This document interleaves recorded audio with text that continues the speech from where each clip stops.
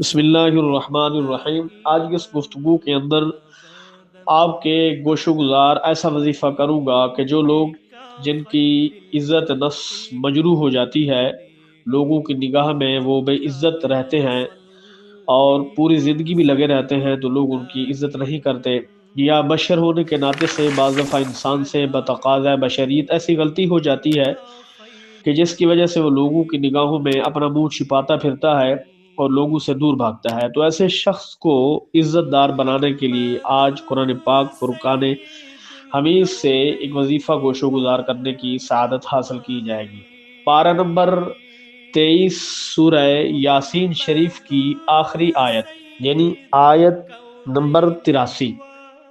بسم اللہ الرحمن الرحیم۔ فسبحان الذي بيده ملكوت كل شيء وإليه ترجعون۔ اس آیہ مقدسہ کو ہر نماز کے بعد 11 مرتبہ پڑھ لیا کریں اور اللہ کی بارگاہ کے اندر دعا کر لیا کریں۔ انشاءاللہ تعالی چند ہی دنوں میں آپ لوگوں کی نگاہوں میں عزت والے بن جائیں گے اور لوگ آپ کی عزت کریں گے اور دوسروں کو بھی آپ کی عزت کرنے کے بارے میں ترغیب دلائیں گے۔